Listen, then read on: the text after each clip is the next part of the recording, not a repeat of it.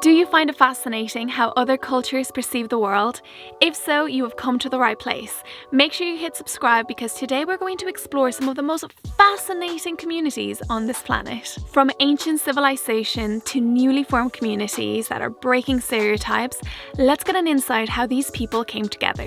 Hey explorers, it's Tanya from Jits Into the Sunset, and these are inspiring communities from around the world with Google Arts and Culture. The Haenyeo community is a group of female divers in the Korean province of Jeju. They dedicate themselves to gathering seaweed, abalone, and other shellfish from the sea. Jeju's diving tradition dates way back to 433 AD, but it wasn't until the 18th century that the number of female divers outweighed the number of male divers. According to some, this number rose because many men died at sea at wars as well as deep-sea fishing accidents. Embroidery is the traditional folk art of the Miao people who live in the mountains in southern China. It is a craft that's passed down from generation to generation by Miao women who produce these works of art inspired by traditional Miao legends as well as songs.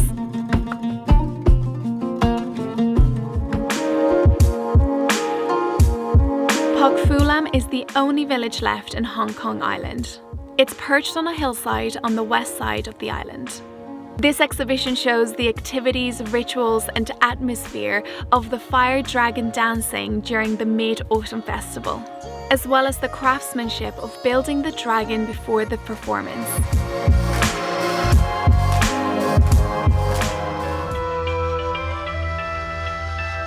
The Khasi people are the indigenous group of Meghalaya. A unique feature of this community is that they follow a matrilineal system of descent and inheritance. This means that the oldest daughter inherits everything, and the children take the mother's surname. If no daughters were born to a couple, they would adopt a daughter and pass their property on to her.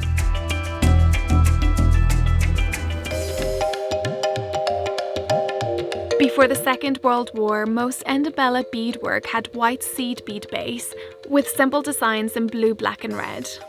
However, after the war, bold designs to match their houses began to appear. The Dinka people live on the east and west sides of the River Nile in South Sudan. Cattle husbandry is a source of cultural pride, but not for commercial profit or meat, but rather for cultural demonstrations, rituals, dowries, and milk feeding for all.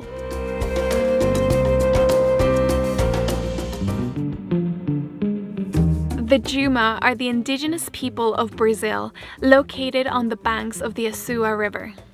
According to history, the community was decimated by gold miners, rubber tapers, and all of the diseases that came along with coming in contact with settlers. What fascinates me about these communities is that they were able to survive in the face of adversity. Not an easy job for one person, but when done together, communities and their traditions can be kept alive. Living in communities has always been essential to humankind's survival. It creates a sense of belonging. If you want to learn more in depth about these incredibly fascinating communities, make sure to check out the Google Arts and Culture app, and of course, subscribe to the channel for more educational content like this one. See ya!